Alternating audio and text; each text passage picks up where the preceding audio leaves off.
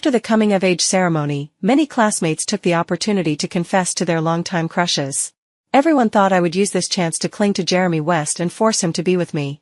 But even after the crowd had dispersed, I never showed up. What Jeremy didn't know was that at that very moment, in an empty classroom, I was straddling the lap of his best friend, forcing myself to speak despite my nervousness. "I'm right here in front of you now. You don't need to look at my photos anymore." George Curry looked down at the hem of my school skirt, which I had deliberately shortened by 10 centimeters. His jaw gradually tensed. "Allison, if you get off me now, it's still not too late." At the banquet that followed the ceremony, almost everyone was drunk. Even the usually shy and timid girls were confessing their feelings under the influence of alcohol. A close classmate quietly asked me, "Allison, aren't you going to tell Jeremy West how you feel?" Jeremy was surrounded by a crowd. Some giving him love letters, others handing him little gifts. He responded politely and gentlemanly, his voice warm, but still turned down each girl one by one. When Monica, the class belle, shyly approached to confess her feelings, the atmosphere in the private room reached its peak. Some classmates glanced at me nervously, but I simply smiled and quietly stood up to leave. Just as I stepped out, Jeremy turned Monica down. "Wow, you even rejected the class belle? What kind of goddess are you looking for? Could it be that Allison Lopez annoyed you so much you've become a misogynist?" "Speaking of Allison, where is she?"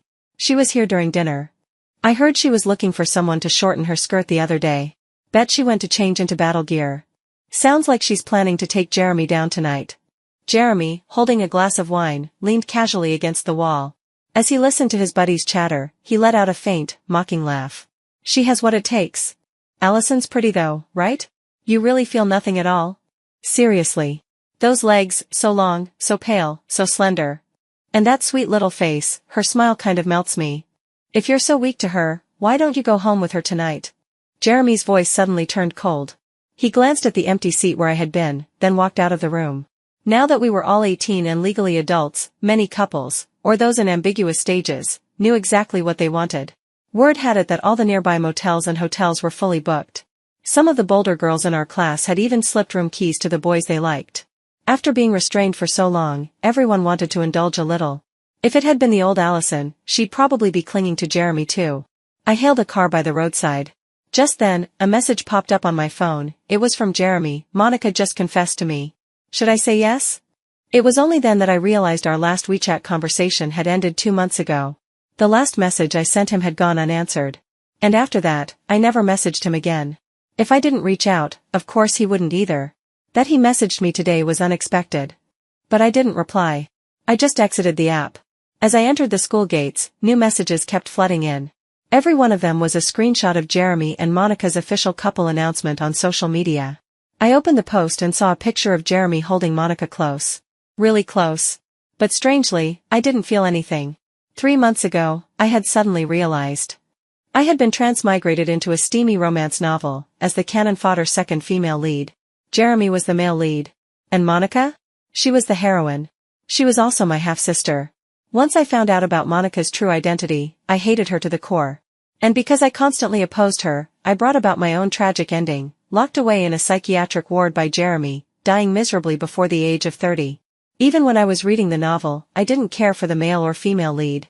Instead, I was drawn to the side character George Curry, who didn't have much screen time. The author once hinted that George liked someone, but the novel ended abruptly, and that plot thread was never resolved. I kept wondering who that girl was. Until a month after I entered the story, I stumbled upon George's secret. It was late that night, long after evening study had ended. I returned to the classroom to retrieve the phone I'd forgotten, only to find George sitting in my seat. His phone screen was lit up, displaying a photo of me. The classroom was quiet, so quiet I could hear the faint heaviness of his breathing, and the occasional sound of his arm bumping the desk, creating a faint, grating scrape on the floor. I stood frozen in place, flustered and helpless.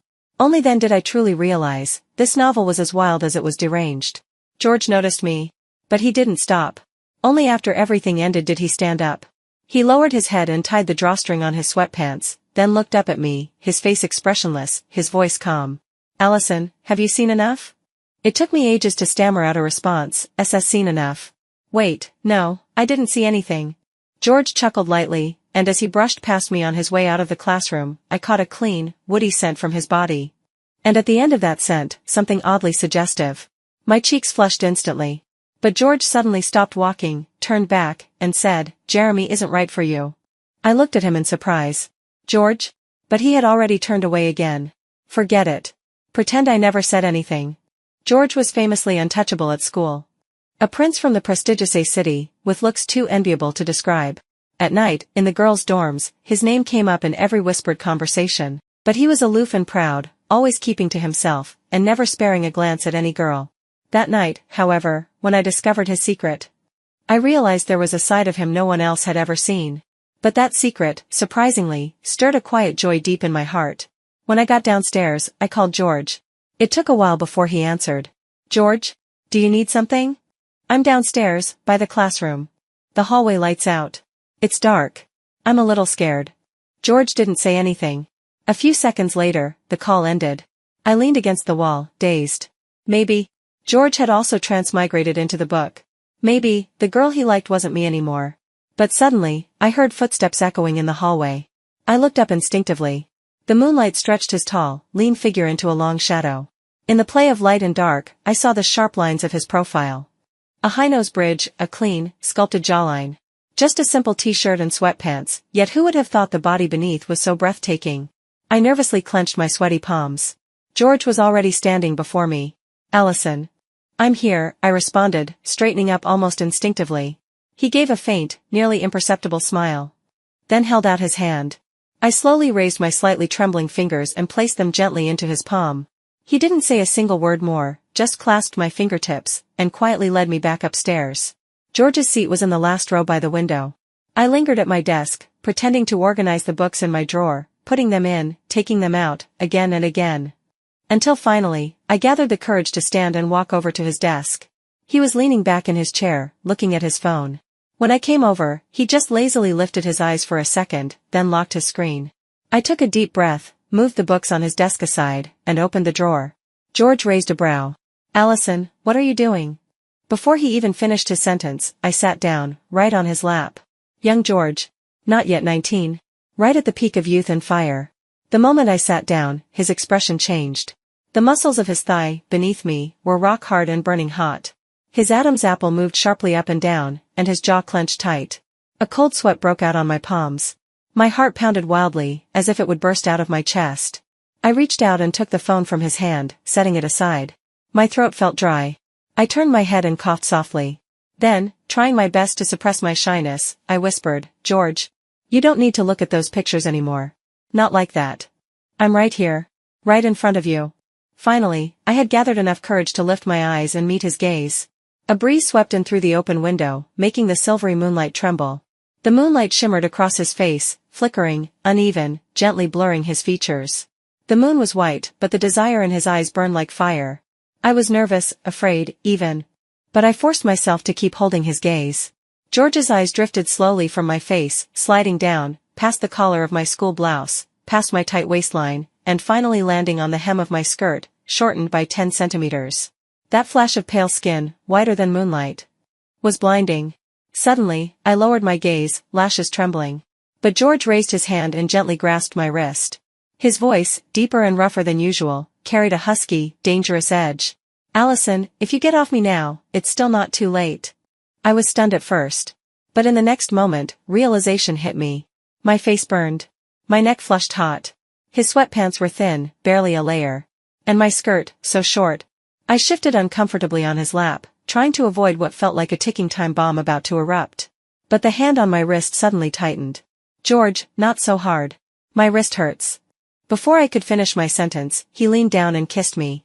Our breaths tangled, and I heard his low voice whisper against my ear, "You're right, Allison. You're right here in front of me. Why would I look at a picture anymore?" Another kiss followed, this one overwhelming. My mind went blank.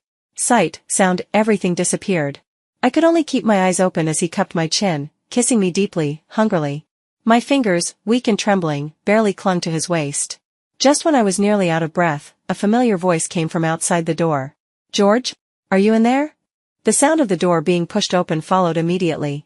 My entire body tensed. My heart nearly stopped. "Don't be scared." A school jacket, carrying that familiar woody scent, suddenly blocked out all the light. George pulled me into his arms, draped the jacket over me, hiding my face completely. Hey, so you really were in the classroom, Jeremy's voice grew closer. Haven't seen you all night. What are you hiding in here for? I clutched George's narrow waist tightly, my fingers digging in instinctively. My whole body trembled slightly. Don't come any closer. George's voice was deep and calm, but carried a commanding, almost oppressive weight. Jeremy's footsteps stopped instantly. I felt George's hand, through the school jacket, land gently on my back. He patted it lightly, as if to soothe me. You should go. We can talk tomorrow. Only then did Jeremy notice that George was holding someone in his arms. He let out a sly chuckle. Ah, I see. Then I'll leave you two alone, yeah? He didn't dare look too closely, but as he turned around, he couldn't help sneaking another glance. With the jacket covering the person's upper body, there was no way to see the face. But the exposed legs below the skirt were pale, long, and slender. A bit too much like Allison's. He took a few steps toward the door, then stopped again to look back. For some reason, he felt an odd discomfort in his chest, but George's voice suddenly rang out, cool and sharp. Why don't you come stand right here and take a good look? Jeremy quickly waved his hands and bolted out of the classroom. Others at school might not know George's background, but Jeremy did. He was the only one in the know.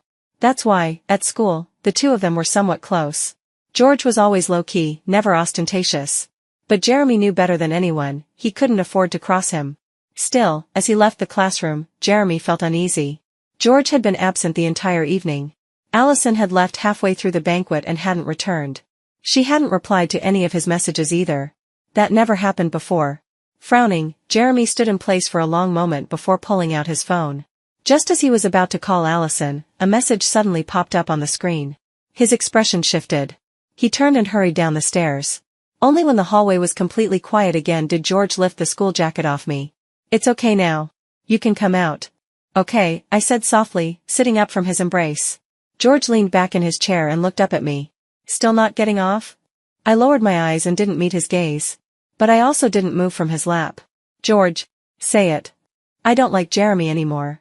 I bit down hard on my lower lip, then finally summoned the courage to lift my head and look at him. It's true. Because of him and Monica? I shook my head. No. Whether Monica's around or not, whether they go public or not. I still don't like him anymore. George didn't seem to believe me. He just tugged his lips into a faint smirk. All right. Got it. George. Don't you have anything you want to say to me? That faint smile on his lips vanished without a trace. In the dim classroom light, his gaze was darker than the night itself. Allison, he said slowly, I don't care about you and Jeremy's little drama. Whatever stunt you're trying to pull tonight. This is the one and only time. As he finished, he grabbed my wrist and tried to push me off his lap. I let him. He stood, picked up the school jacket, and started to walk away. When he passed by me, he didn't even spare me a glance. I stayed where I was, frozen. But tears suddenly surged up, breaking through like a dam. In this strange world, the only person who ever loved me had already passed away. Monica and her mother would soon move in, taking away everything I now had. I came to George tonight. Not for any schemes or games. But simply because I liked him. And I thought, he liked me too. But now it all seemed like wishful thinking. To him, maybe I was nothing more than a fleeting impulse, a momentary spark of youthful hormones. Desire without emotion. Allison, why are you crying? I didn't know when George had come back. He was standing right in front of me again. With tears brimming in my eyes, I looked up in disbelief. The moonlight fell gently, and my tear-streaked face reflected clearly in his eyes. George reached out and wiped away a tear at the corner of my eye. Why are you crying, Allison? I thought, the way you looked at my photo meant you liked me. I thought, the way you kissed me just now also meant you liked me. George, turns out it was all in my head. I turned my face away from his hand. And took a small step back. I'm sorry. So, Allison, he said softly, you're crying because you think I don't like you. I didn't answer. I just choked out a small nod. George reached out, pinched my chin gently, and lifted my face again. His long fingers brushed away the tears from my lashes. Don't cry. I turned my face away again, unable to meet his eyes. I was planning to study abroad. But now, I've changed my mind. Come with me to a city. George? I looked up at him in a daze. My vision was blurred, but I saw him lean down and kiss me. Of course I kissed you because I like you. He kissed away the tears at the corner of my eyes. Allison, how can you be this stupid? All the sorrow that had settled like dust in my heart suddenly began to bloom into countless tiny flowers. His kiss left me weak in the knees. Clutching the hem of his hoodie, I asked in a breathless whisper, when did you start liking me? George didn't answer. He simply lifted me and set me down on the edge of a desk. Focus when you're kissing me, Allison. And also, this skirt? You can only wear it on dates with me. During the first month of summer break, George and I met in secret almost every day. We hadn't made our relationship public yet. Not because we were ashamed, but because I didn't want the Lopez family to use it as leverage to climb their way into George's world. Monica and her mother were about to be brought back into the Lopez household. It wouldn't be long before I, the inconvenient daughter left behind by the original wife, would become increasingly disliked by my father. Until I was finally kicked out of the Lopez family. In the original story, this had devastated the Allison of the book. She had once been Lopez's father's little princess. But after Monica came into the picture and gradually took over her father's love, she began resenting Monica in every possible way. But me, I just wanted to sever ties with the Lopez family as soon as possible. After all, I was legally an adult now. I could inherit the assets my mother had left behind, enough to ensure I'd never have to worry about money again, and live freely on my own terms. Once that happened, I wouldn't have to worry about the Lopez family causing trouble for George anymore. George had been a little unhappy about it at first, but after I pleaded with him for a while, he finally agreed. On the day our class president organized another get-together, a friend told me that Monica and Jeremy had gotten into a fight and broken up. Honestly, it didn't surprise me. They were the male and female leads, after all. On-again, off-again relationships, dramatic love-hate sagas. That was their everyday routine. Allison, I heard Jeremy was asking about you the other day. About what? Something like what you've been up to lately, or which school you applied to. Oh. Allison, I can't shake the feeling that Jeremy might still have feelings for you. What if he comes to confess? Would you say yes? No. I was just about to say that I had stopped liking Jeremy a long time ago. But before I could speak, Jeremy suddenly stood up and walked over to me, pulling out a chair and sitting down right beside me. Allison, what have you been up to these days? I haven't seen you around at all. He reached out and rested his arm on the back of my chair. A gesture that felt intimate and suggestive. I suddenly thought.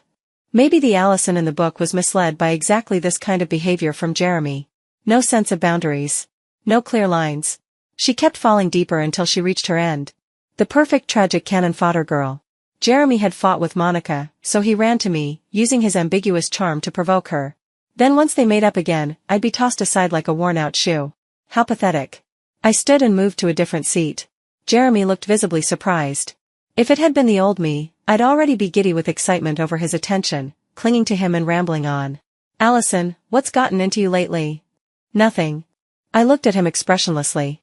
It's just, since you already have a girlfriend, I think we should maintain proper distance. Jeremy stared at me for a couple of seconds, then suddenly chuckled. So Allison's jealous, huh? I nearly choked on the takoyaki George had bought me last night.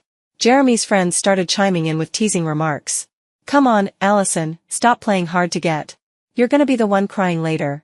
Look at her pretending not to care, bet she's jumping for joy inside. Man, I envy Jeremy. He's never without a girl. I couldn't help but let out a cold laugh. And yet, I also felt cold to my bones. Because it was true. Jeremy never had a gap between relationships. Whenever he and Monica fought, Allison, the backup girl, would naively step in. Only to suffer through his emotional whiplash. Only to earn Monica's hatred. And in the end, while the two of them got their happy ending, Allison died alone in a psychiatric hospital. Back then, Jeremy held his sweet little wife and darling children. Did he ever shed even a single tear for the girl he used and discarded? Jeremy, I said calmly, we're all adults now. Can you stop doing these childish, ridiculous things? Allison. He started to respond. But at that moment, the door to the private room opened. It was Monica. The moment she stepped in, her eyes darted to Jeremy. And instantly filled with tears. But Jeremy didn't move. He just sat there, the softest of smiles on his elegant face. Allison, I remember you love the fish here. I specially ordered it for you. Want anything else? I can ask the waiter to bring more. He never even glanced at Monica. His eyes were fixed gently on me. And I felt sick. Sick, and absurdly amused. I didn't bother responding. I stood up and turned to leave. But just then, George walked through the door. The moment our eyes met, I looked away, startled. My heart started to beat wildly again, filling with little bubbles of joy. He said he wouldn't come tonight. I hadn't planned to either. But my best friend had dragged me here. She wanted to confess to her crush tonight, but didn't have the courage to go alone. So she begged me to come with her. What I hadn't expected, was for George to show up. He hated these kinds of gatherings.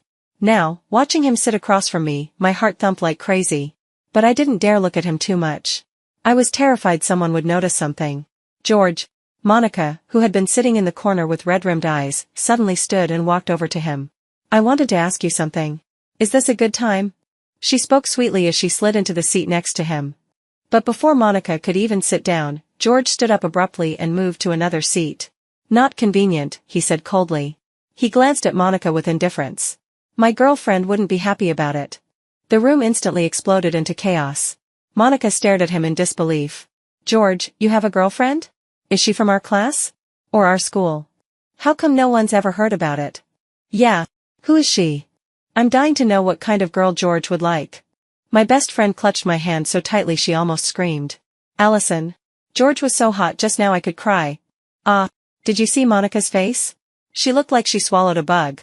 But seriously, who's his girlfriend?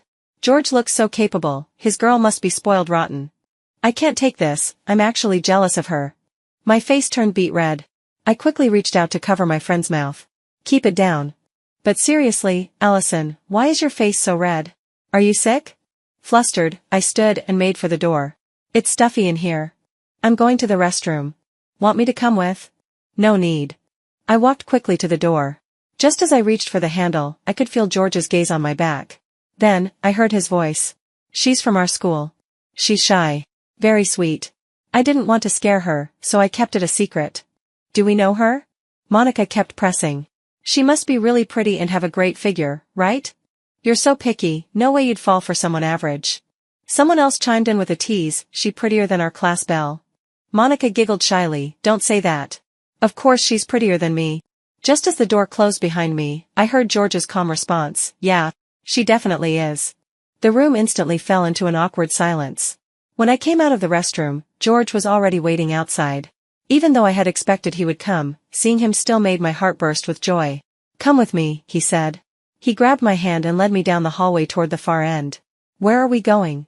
With a gentle tug, I was pulled right up beside him. George wrapped one long arm around my waist. I missed you. We literally saw each other last night.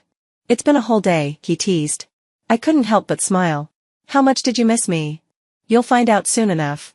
Neither of us noticed that a classmate heading to the restroom had just caught a glimpse of our backs as we turned the corner. He immediately rushed back into the private room, shouting, I think I just saw George, with his girlfriend. The rooftop garden was in full bloom. It was the peak of summer, and the night was a kaleidoscope of color. George sat on a chair, and I knelt between his legs, slowly easing into his lap. Just like that night in the classroom. George. Did you really look at my photo like that all the time? You mean in the classroom or everywhere else? Both count. George lowered his gaze. His Adam's apple bobbed slightly. Every day. Every day? I was stunned. George, weren't you exhausted? He chuckled, then took my hand and gently guided it down. What do you think? It was like a vast desert, suddenly rising with a solitary, towering mirage. No, not a mirage, a real, impossible skyscraper, proudly standing tall. My fingertips burned and trembled. I tried to pull away, but he pressed my hand down more firmly. Allison, do you really think so little of your man? I didn't mean that. George, I'm scared. Let go for a second. Scared of what? Scared of it, I admitted honestly. I mean, sure, I'd read tons of romance novels, even sneaked in a few steamy ones. But I was only 18 when I fell into this story. I had zero experience. George was amused by my honesty. He let go of my hand, then pulled me closer into his arms. He tilted his head and kissed me, whispering in a hoarse, teasing voice, Allison, one day you're going to love it. I will not. I muttered, cheeks burning hot, ears even hotter. George cupped the back of my neck, bringing me closer. His kiss deepened and deepened, until my face felt like it was on fire. My body turned into melting wax, about to dissolve right into his arms. Allison, he murmured breathlessly. Then he gently pushed me away. I blinked up at him, dazed and confused. But he had already lifted me off and placed me gently onto a chair beside him. He grabbed a pack of cigarettes, stood up, and said in that same hoarse voice, I'm going for a smoke.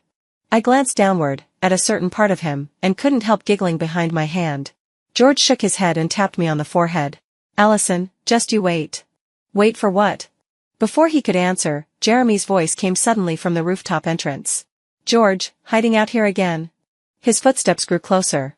Startled, I looked to George. He gave me a reassuring glance and walked toward Jeremy with the cigarette pack in hand. Just came out here for a smoke. Jeremy narrowed his eyes. Did you bring your girlfriend? George, you can lie to others, but not to me. We're close, remember? And hiding this from me? Not cool. Jeremy's aunt had married into a wealthy family in a city. Somehow, that made them distant relatives of the Kays.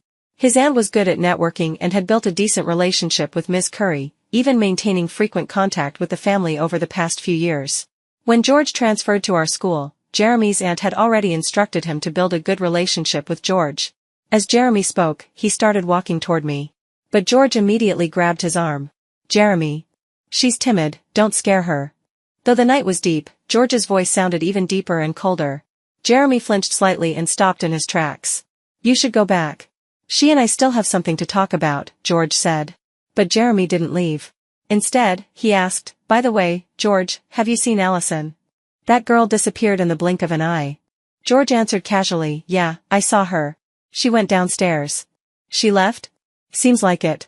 Jeremy looked a little anxious. All right then, I'll go look for her. But even as he said that, he took out his phone. A few seconds later, my ringtone suddenly echoed into the night air. Jeremy's footsteps froze in place. Katy Perry's ethereal voice began to softly sing, I don't want to keep going in circles like this. In the end, everyone's alone. Your sweetness turned into my pain. Has leaving you really helped anything? That song was the ringtone set by the Allison from the novel. Her favorite song.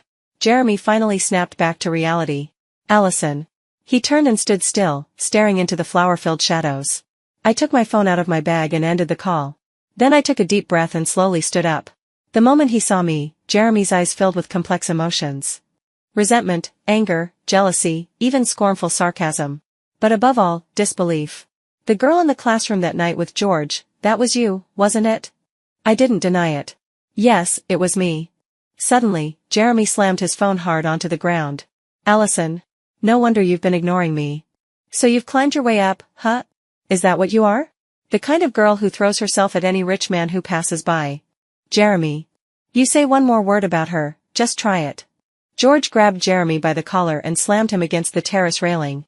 His strength was so great that Jeremy's upper body tilted out over the edge, suspended in midair. George. My voice trembled in fear, worried he might actually hurt someone. But George didn't respond, he simply looked down at Jeremy from above. Allison is my girlfriend. If you insult her, you're insulting me, George. Next time, weigh your worth before trying to bully someone right in front of me. After that, he let go abruptly. Jeremy gasped for air and clung to the railing, pale and shaken. George looked at him with an expressionless sneer. Pathetic. Jeremy clenched his jaw so tightly his teeth nearly cracked. He stood frozen, eyes following George as he walked over to me. But in the end, he didn't dare say another word. Allison, let's go. George took my hand. As we walked past Jeremy, I glanced at him instinctively, only to be chilled by the venom in his eyes. They were laced with something toxic, something dark. It sent a cold shiver down my spine. On the way back, I felt uneasy the whole time. Halfway through, George suddenly pulled over. Allison, what's wrong? He looked at me, concern filling his eyes. I didn't know how to explain. Jeremy was the male lead of this novel. And male leads, they always had destiny on their side. Even though George had a far superior background now, in the novel, the male lead always ends up defeating enemies far stronger than him. What if Jeremy held a grudge? What if he went after George? In the book, George didn't even have an ending. I didn't dare imagine what fate might await him. George, I'm scared. Scared of what? Scared I'll drag him into danger. Scared he'll suffer misfortune because of me. Scared that, in the end, he'll end up just like the Allison in the story, tragic and broken. Suddenly, I was overwhelmed with regret. Regret for ever pulling him into this mess. Let's break up for now, okay? Allison. He grabbed my wrist in a firm grip. In the enclosed car, our breaths tangled in the silence between us. So close? In the past, he would have already kissed me. But now, he just stared at me with piercing eyes, as though he was trying to see through every layer of me. Why do you want to break up? Is it because of Jeremy? You still like him, don't you? It's him, isn't it? No. No, it's not. Then why? Suddenly, he gripped my chin and lifted my face toward him. His cold eyes narrowed, lips curving in a faint, bitter smile. Allison, are you still trying to fool me? Play games with me? No, George. I'm not lying to you. I really don't like him. Haven't liked him for a long time. Don't like him. Then why, just because he turned around once, are you suddenly trying to leave me? George. His fingers pressed tightly into my jaw, and tears sprang to my eyes without warning. I'm just worried about you. Worried about me. Jeremy, he's vindictive. He doesn't like me, yet he refuses to let go. He can't stand the idea of me liking anyone else. I'm afraid he'll take it out on you, try to get revenge. The moment those words left my lips, I felt the fury in George's body suddenly begin to ease. The pressure in George's fingers eased, and he gently rubbed the faint red mark on my chin. Allison, he said softly, just how little do you trust me? George smiled, proud and confident. Forget Jeremy. Even if you lined up 10 West family heirs, I wouldn't look twice. But, you're worried about me, Allison. He lowered his head, resting his forehead against mine. His straight nose brushed the tip of mine, intimate and teasing. I'm happy about that. It feels good. Even better than looking at your photos that night. George. I couldn't help but bite his lip lightly. Why did he always bring that up, no matter the time or place? Anyway, you're not allowed to say we should break up again, Allison. Not unless, you don't love me anymore. Summer break was nearly over, and I was about to report to college in City A. 3 days earlier, George had returned to the capital because his mother was feeling unwell. We had agreed he would personally pick me up from the airport. But just before I was about to leave, someone unexpectedly came to see me. You know how romance novels go. The male lead's elegant and poised mother appears before the heroine, pulls out a blank check, and asks her to leave her son. And the heroine, after much inner turmoil, always chooses to leave, believing it's for the male lead's sake. Now, that very cliché was happening to me. Except, George's mother didn't bother showing up herself. Someone as insignificant as me wasn't worth her personal appearance. Instead, she sent her housekeeper. And even that housekeeper arrived with a grandeur that far exceeded anything we common folk could imagine. Miss Lopez, the elegant, well-mannered middle-aged woman sitting across from me said, "There's something I'd like you to see first." She handed me a tablet. On the screen were several videos. In them, my biological father, Jason Lopez, had gone to City just a week ago. Shamelessly, he presented himself as the future in-law of the Curry family, asking them for investment and business deals. Miss Lopez, the woman said calmly, for the sake of our young master, the Curry family agreed to that deal. But the Curry family cannot afford to be associated with someone like that. We cannot accept a family like that as in-laws. I was trembling. It felt like falling into a frozen abyss, every drop of blood in my body turned to ice. It was Jeremy who had told Jason Lopez about George and me. That's why Jason had rushed to City A, throwing all dignity aside. I hadn't expected Jason Lopez to be so utterly shameless. He wasn't even desperate for money. Why did he cling to the Curry family like that? Miss Lopez, we all understand the importance of being well-matched in family background, the housekeeper continued. Our young master is the only child of both the Curry family and the Paul family. He's been cherished like a gem since he was little. But he also bears responsibilities that far exceed what any ordinary child carries. If it weren't for you, young Master George would have already gone abroad with his childhood fiancée. Now, after such a scandal, the whole family is furious. But our madam specifically instructed. You are someone he loves. You must not be mistreated or harmed. However, young Master George has hurt the elders of the family, and he's hurt Miss Cheen as well. He can't be let off without consequence. We hope Miss Lopez will think this through and make a decision that's best for both of you. The gentler and more courteous she was, the more it tore at my heart. If they had insulted me, threatened me, perhaps I would have stood firm, unwavering to the end. But instead, they laid out all the facts, all the consequences. And asked me to choose. They didn't lift a finger to hurt me. But George had already been punished. And in that moment, I finally understood. Why the heroines in those stories always ended up walking away. It's like two mothers fighting over one child. The biological one is always the first to let go, for fear of hurting the child. Please, just tell me, how is George? I whispered. Young Master George received family discipline, she replied. He's bedridden for now, but he's fine. My tears fell, one after another, like broken pearls scattering. The housekeeper let out a soft sigh and handed me a tissue. Miss Lopez, I know it's painful to make this choice. But you love him very much, don't you? And if you truly love someone, wouldn't you want what's best for him? To see him grow, to thrive? She wasn't wrong. Love can mean sacrifice. But love is also selfish. Can I see him? Just once? She shook her head. I'm sorry. You can't. Could I at least have some time to think? Miss Lopez, you don't have much time left. You know your father has already put the Curry family in a very difficult position. We are a family with 100 years of clean reputation. We can't afford a single stain. I knew very well. As long as I remained Jason Lopez's daughter, as long as I stayed with George, Jason Lopez would never stop using this connection to climb higher. Back when I first approached George, yes, it was because I liked him. But also, because I was being selfish. I wanted to escape. Escape the tragic fate written for the Allison in the book. Escape the Lopez family. Escape Monica and her mother. Escape Jeremy's revenge. And George, he seemed like my only lifeline. But now, I regretted everything. I never should have dragged George and the entire Curry family into this mess. What should I do? I asked. Make him give up on you, Miss Lopez, the woman said softly. Suddenly, I remembered the last thing George had said to me that day, Allison, unless you don't love me. I finally understood, when someone is truly devastated, it really does feel like your heart is shattering inside your chest. I held back my tears and forced a smile. I understand. But I have one condition. Please, go ahead, Miss Lopez. Just as all the paperwork for studying abroad was completed, something happened with the Lopez family. On the eve of Monica and her mother being officially recognized and accepted back into the Lopez household, a long-buried scandal suddenly spread throughout the city. The truth came out. Monica's mother had broken up a marriage and driven the original wife to an early death out of anger. At the time, Jason Lopez had a new flame in City a woman younger, more seductive, and more cunning than Monica's mother. In no time, he was completely captivated by her, forgetting Monica's mother as if she never existed. Disgraced and with nowhere to turn, and seeing Jason Lopez repeatedly delay fulfilling his promise to bring her and Monica back into the family, Monica's mother threatened to jump into a well. Jason showed up briefly, said a few perfunctory words to calm her down, then turned around and left with his new lover. Moments after he left, Monica's mother completely broke down, and jumped from a building. She didn't die, but ended up in a vegetative state. Perhaps out of guilt for Monica being his biological daughter, Jason gave them a sum of money, and vanished from their lives. But the good times didn't last. Trying to impress his new lover, Jason took too many performance-enhancing pills. And ended up having a stroke in her bed, leaving him paralyzed.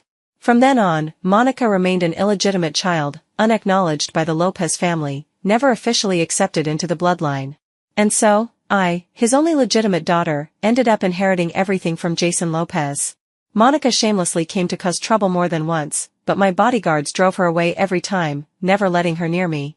I sold off all the Lopez family's assets, donated half the proceeds to a women and children's charity fund, and entrusted the other half to a professional financial agent for management. Before leaving the country, I went to visit Allison's mother's grave.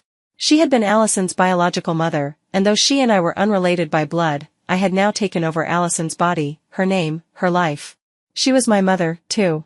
I knelt before her grave and bowed 3 times, then filled the entire site with her favorite flowers. I hoped that now, she could finally rest in peace. And the daughter she had worried about the most would strive to live well from now on, and never again repeat the tragic fate written in the book.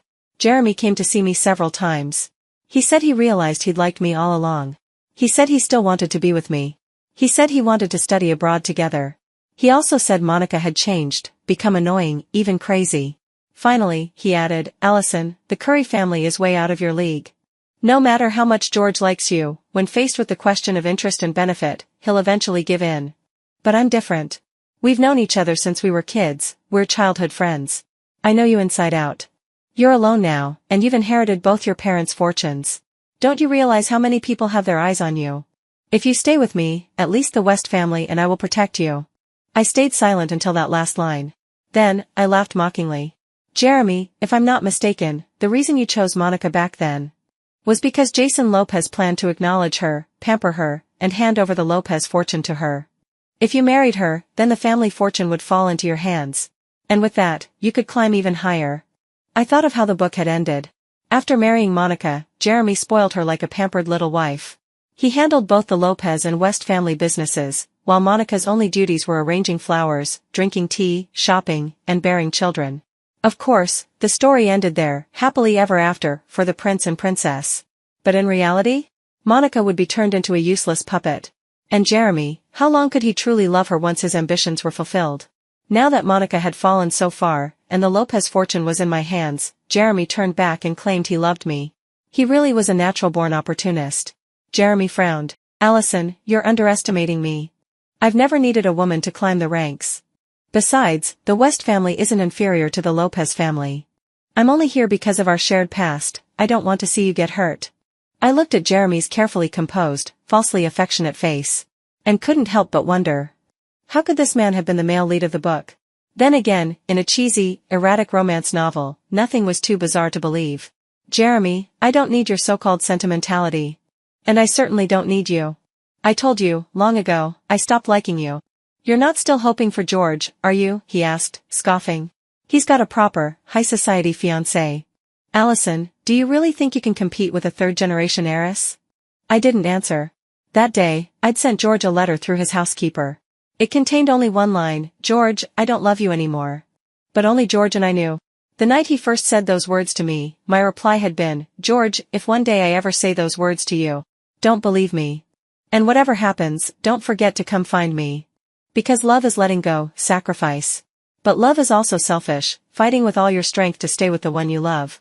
In my second year abroad, on the day of my 20th birthday, I was celebrating with friends when Jeremy suddenly appeared. Well-dressed, holding a bouquet of roses, his eyes gazed at me with feigned devotion deep enough to drown in. My friends, unaware of our history, started teasing me. But I didn't even spare him a glance. I turned around and walked away. Jeremy quickly followed after me. He followed me all the way to my car, refusing to give up. I spotted a patrolling officer nearby and was about to call out to him when, through the light mist over the foreign streets, a familiar yet distant silhouette suddenly appeared in my vision. Before I could react, a few men who looked like bodyguards dragged Jeremy to a waiting car. The vehicle drove off swiftly. That was the first time I saw George in formal wear. A full black tailored suit, topped with a black overcoat. It didn't weigh him down at all. On the contrary, it made him look even more noble and striking. The Chinese girl standing next to me gripped my arm and squealed under her breath. Oh my God, Allison, he's insanely handsome. His legs are longer than my life. Allison, is he looking at us? Is he coming over? Ah, he's not a celebrity. I shook my head softly, as if melting into the London fog. My whole body felt light, my balance wavering. No. He's not a celebrity. Then who is he? You know him? I do. He's the one I love. And he's my boyfriend. Allison. George stopped walking. He reached out a hand to me. Come here. I felt like I was walking on clouds. My steps uncertain, floating. I had a bit to drink that night. Maybe it was the alcohol. My palms were burning. So was my face. When George took my hand and pulled me into his arms, I once again caught the familiar, clean scent of cedarwood. Time seemed to rewind to that summer, to that classroom. As I looked up at him, nestled in his arms, I whispered, George, do you still look at my pictures a lot? He smiled faintly. Every day. Doesn't that drive you crazy? It does. That's why I came to find you, Allison. Why did it take so long? At some point, my vision had gone blurry. George lowered his head and kissed me. Because I didn't want you to suffer even a little while being with me. So during that year and more, he'd been fighting both the Curry family and the Paul family. Thankfully, he didn't have to wait too long.